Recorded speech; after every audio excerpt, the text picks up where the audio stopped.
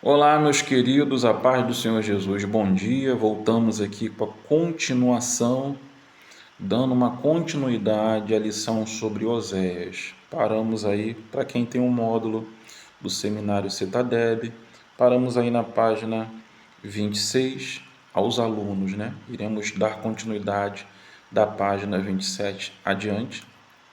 Para quem não é aluno, não tem nenhum problema, a aula segue normal, o ensinamento segue normal.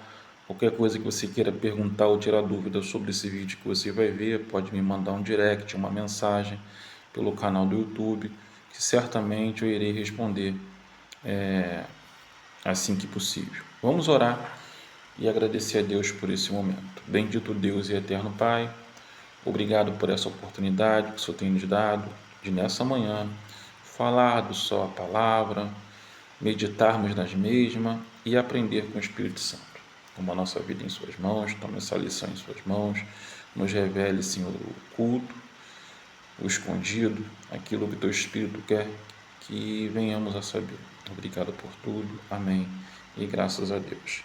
Pois bem, o castigo de Israel.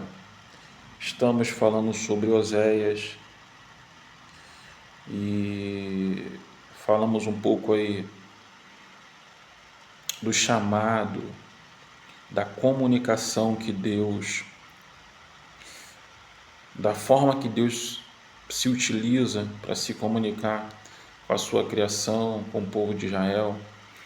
E dentro dessa perspectiva, foi árdua, foi sacrificante, foi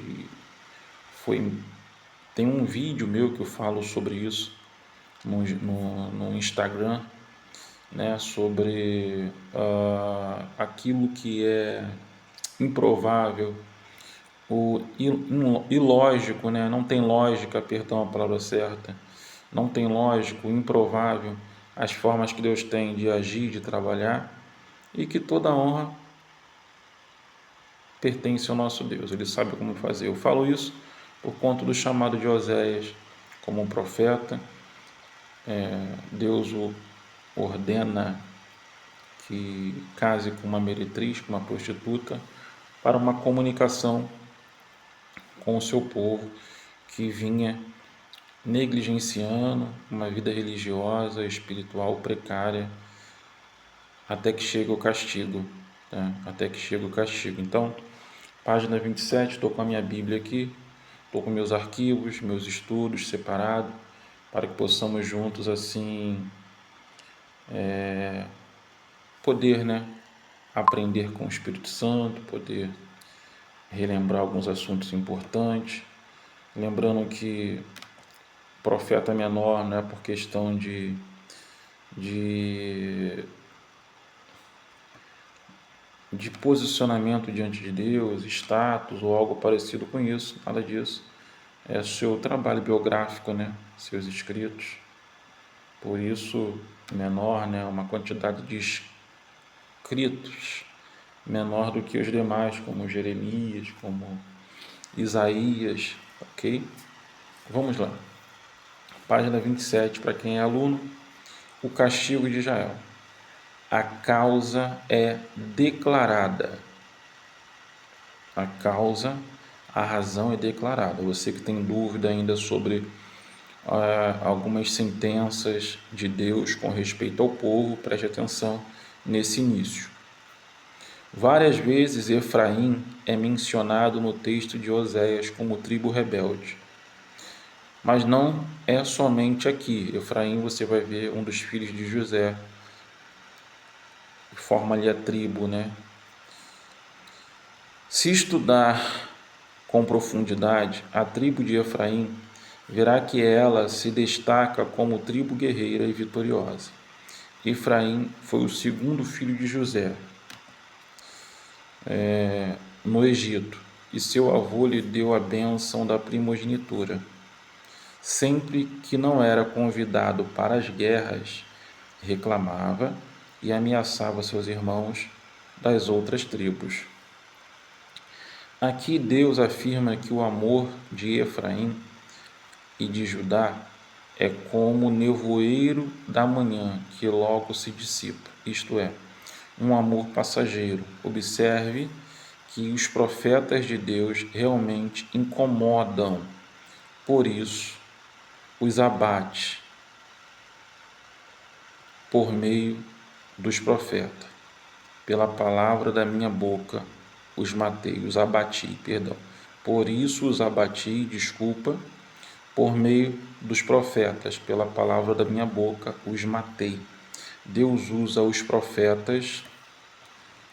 Aqui ajustar a data e hora.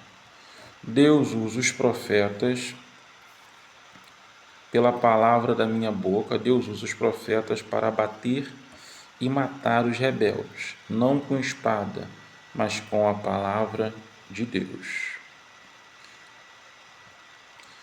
O versículo 6, misericórdia quero e não sacrifício, e o conhecimento de Deus mais do que o holocausto, é o desabafo de Deus. Os religiosos vivem de regrinhas e leis, e Deus prefere sentir o cheiro da comunhão do coração a aspirar o cheiro da carne queimada ou sacrifícios. Esta mesma palavra ele a repete em Oséias 8,13 e em Amós 5, do 21 ao 27, vamos chegar a Amós. O que nós temos aqui? Nós temos aqui uma das evidências de que, mesmo no Antigo Testamento, com todos os hábitos e culturas ritualísticas, Deus apresenta a sua valorização pela comunhão e o amor e a devoção e obediência a Ele. Lembra do barulho do barulho de cabra, do barulho de bezerro, de vaca, que Samuel questiona Saul, né? E Saul, acreditando que estava bem com Deus por conta de uma desobediência, né? De tomar o lugar que não lhe pertencia, né? Em sacrificar com respeito ao que era feito antes da guerra, né? Então vamos lá. E Samuel fala o que para ele? É melhor obedecer do que sacrificar. E aqui, Oséias, nós vemos aqui também um exemplo claro, né, de que a religião, o pragmatismo, os rituais não te conduzem a uma comunhão real dentro da essência com Deus. Grave isso. Capítulo 7 dá a impressão de ser um motivo, um novo sermão, ou a profecia, mas parece ser a continuação do capítulo 6, pois repete a mesma argumentação, apenas que a palavra é dirigida diretamente a Israel. São culpados de serem ingratos a Deus, de serem ladrões e assassinos. Esta palavra foi entregue provavelmente durante a Guerra Civil, por ocasião da morte de Peca. O texto de Oséias 7,7 se refere ao assassinato de Zacarias, Salum, Menahem, Pecanias e Peca. Oséias 7,7 se refere a isso. Todos eles são quentes como um forno e consomem os seus juízes. Todos os seus reis caem. Ninguém há entre eles que me invoque. Pão que não é virado significa pão que não foi totalmente cozido, o que indica que Efraim representa o tipo de pessoa insossa, sem sabor, crua. No livro de Apocalipse, Jesus condena a igreja de Laodiceia. Isso é muito interessante, né? O que é uma pessoa insossa? Uma pessoa insossa na igreja é uma pessoa que, um exemplo bem claro, se tá não faz diferença, se sai menos ainda. Para a obra de Deus, tá? Não para homem, mas para a obra de Deus, perdão. Está tardando aqui. Efraim O versículo 8, Efraim se mistura com os povos e é um pão que não foi virado. Parece ser uma referência ao pagamento que Manaém fez a Pul para se manter no trono que havia usurpado. Também uma referência ao acordo que Peca fez com Rezim da Síria. Lá no livro de 2 Reis nós encontramos essas referências, tá? Efraim é como uma pomba enganada, isto é, cai com facilidade nas mãos dos inimigos, neste caso, o Egito e a Síria. A questão do engano é assunto sério nas Escrituras. Os crentes são advertidos dos enganos de Satanás. 2. A sentença é proclamada. Invoca ou emboca a trombeta. O Targum diz sobre este texto: o profeta grite em alta voz, como o som de uma trombeta. Ibzi Eze toma estas palavras como vindas diretamente do Senhor.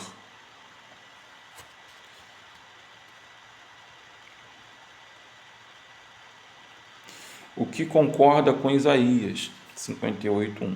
Clama a plenos pulmões. O profeta é um atalaia e, como tal, deve usar sua trombeta, seja para alertar o povo ou para congregar o exército. Ele age como uma águia na casa do Senhor.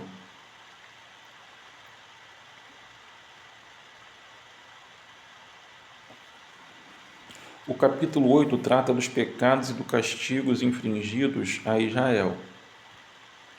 Um dos castigos é que o inimigo viria sorrateiramente contra o povo por haverem transgredido a aliança da lei de Deus. Pois bem, por que o povo foi levado cativo?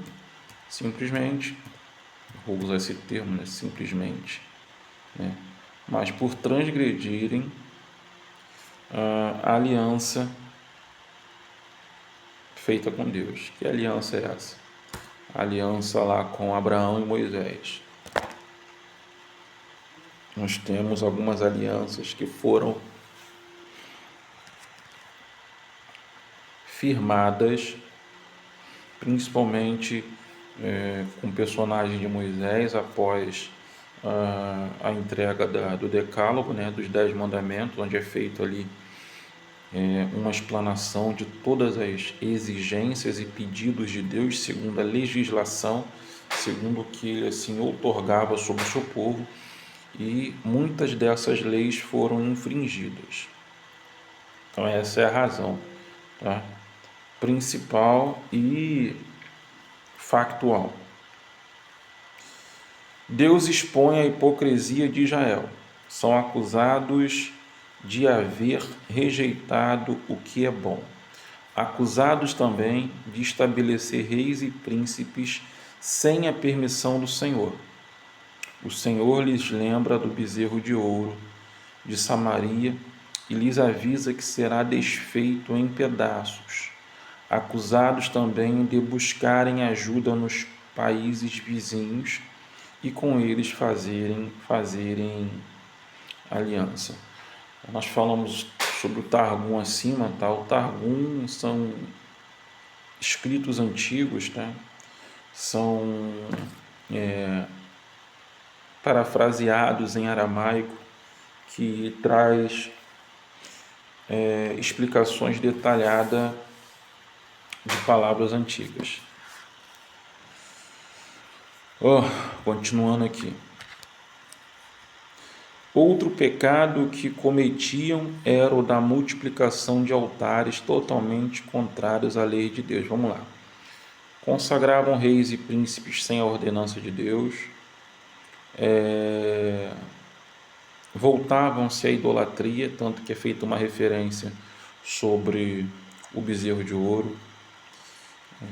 Buscavam ajuda em nações pagãs, quando Deus disse que não era para se voltar a essas nações, ou muito menos fazer aliança com elas. Lembra-se aí de Salomão, tá? Que Deus deixou para Davi, o que Deus falara do profeta Samuel.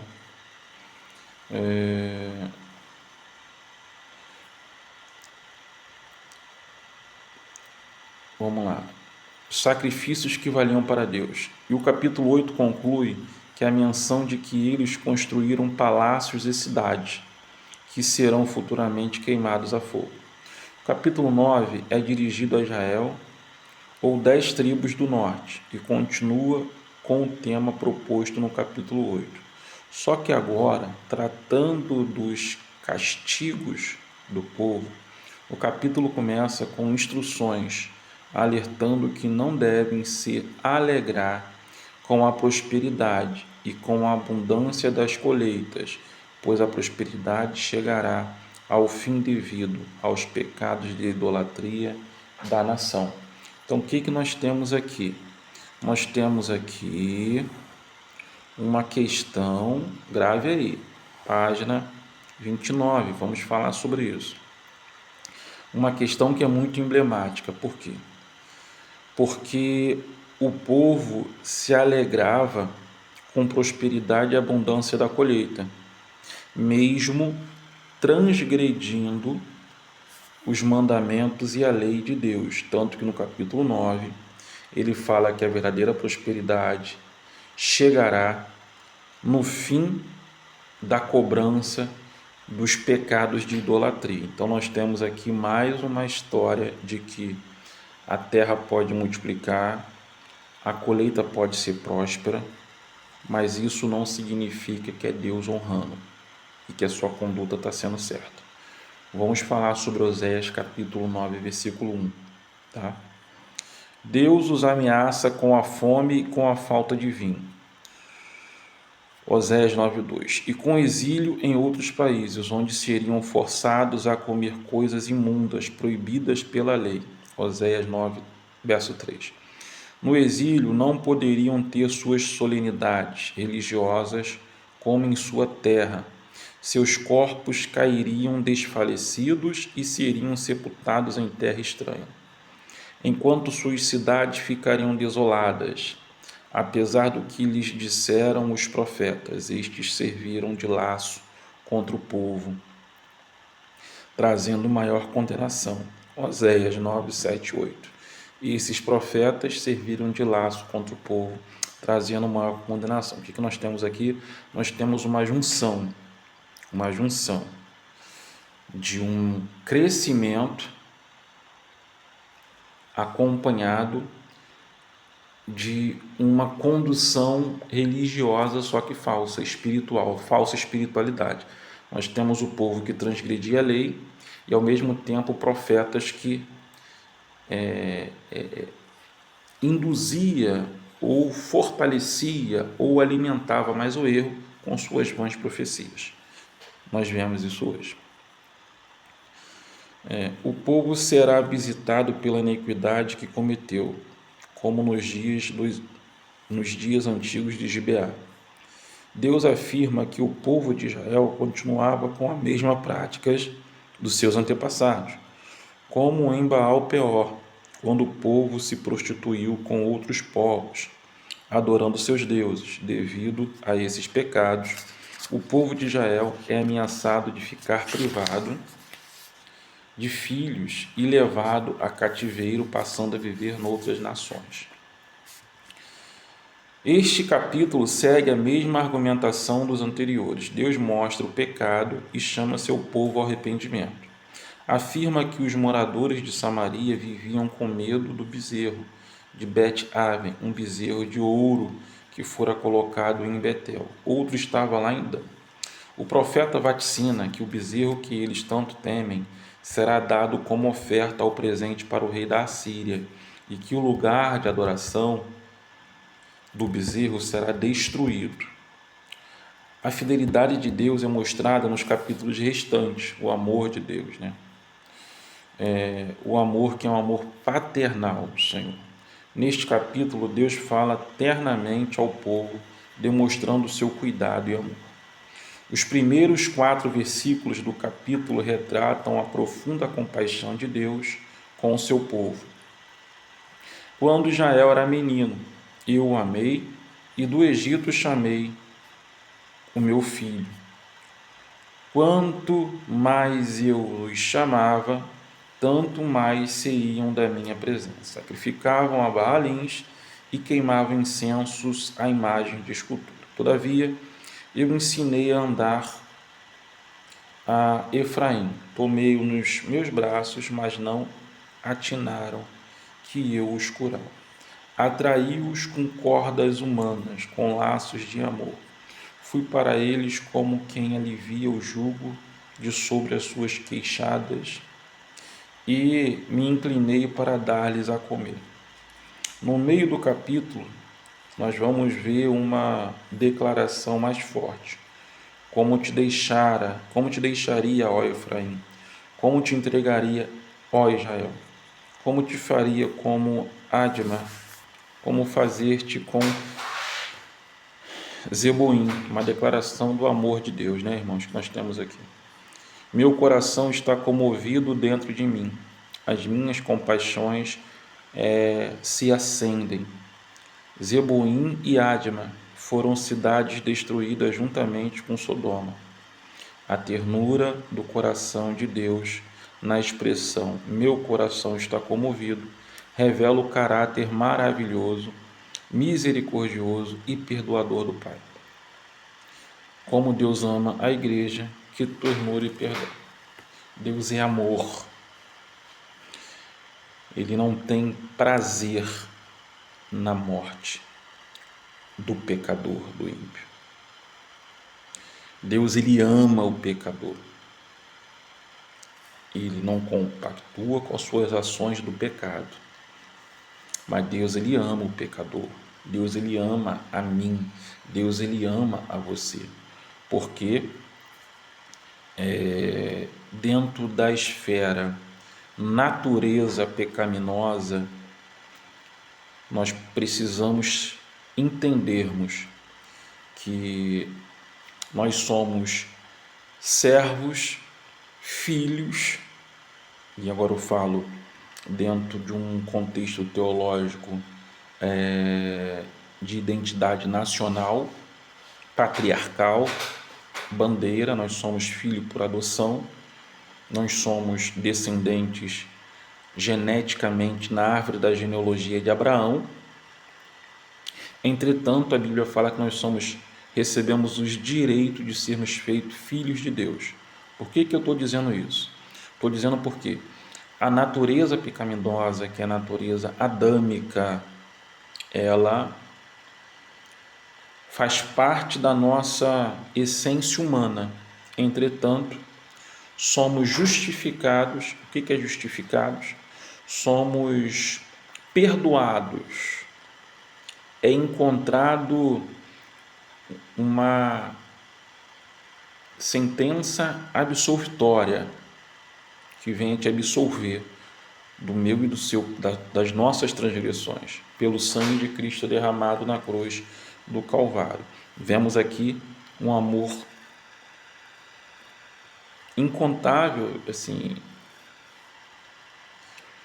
nada, não tem parâmetro que compare ao amor de Deus. É claro que temos aqui figuras de linguagem, né, pela questão da compaixão, do amor, sentimentos que se encontram no homem, para tentar entender o que Deus está falando, mas é muito além disso. Efraim apacenta o vento.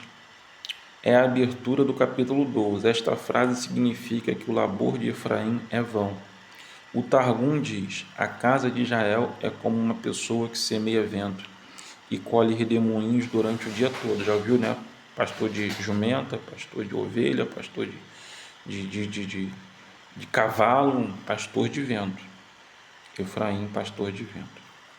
O capítulo 13 aborda as questões que Deus tem com Israel e Judá, e usa o exemplo de Jacó nos capítulos anteriores, que corajosamente lutou no ventre de sua mãe, pegando no calcanhar de Esaú, e que depois conseguiu adquirir o direito da primogenitura. Mais tarde, lutou com Deus e lhe pediu mercê.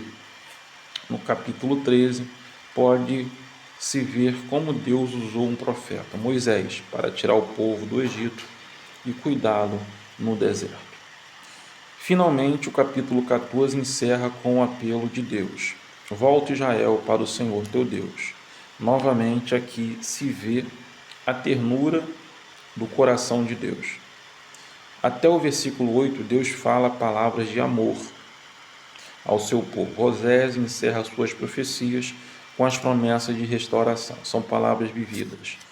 Eu te ouvirei e cuidarei de ti. Sou como o cipreste verde. De mim procede o teu fruto. Quem é sábio que entenda estas coisas? Quem é prudente que as saiba? Porque os caminhos do Senhor são retos, e os justos andarão neles, mas os transgressores neles cairão. O caminho do Senhor é reto.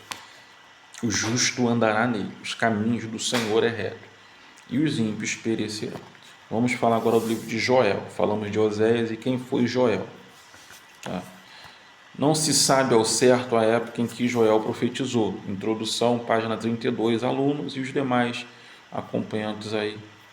Não se sabe ao certo a época que Joel profetizou, pelo fato de o livro ser endereçado aos anciãos e não ao rei. Alguns comentaristas acreditam que foi uma época em que não havia rei em Israel, especialmente depois da queda de Jerusalém, ou ainda quando o futuro rei Joás era ainda muito criança e subiu ao trono com 7 anos de idade. Não se deve ter sido durante o período do exílio, pois o sistema sacrificial ainda existia. Após o exílio, o sistema sacrificial parou de existir, ok? Onde nós temos aí o surgimento das sinagogas, que é um projeto de Neemias, os quais propõem a era pré-exílica, usam como evidência a inclusão do livro no rolo dos 12 profetas menores, logo após Oséias e Amós. Eu vou estar lendo aqui essa introdução e encerrando a aula para a gente ficar com o conhecimento de Oséias, e no próximo vídeo a gente vai falar de Joel. Eu vou dar mais um parecer de quem foi Joel, a época de Joel. A mensagem de Joel, página 32. Joel descreve um terrível julgamento sobre a terra em que gafanhotos e a estiagem virão sobre Israel, que trarão calamidades para a nação. Esta calamidade viria pela ação dos caldeus e por outras nações invasoras. Em face dessas predições, Joel conclama a todos para que jejum e clamem a Deus, que se arrependam para que os tempos de paz e prosperidade retornem.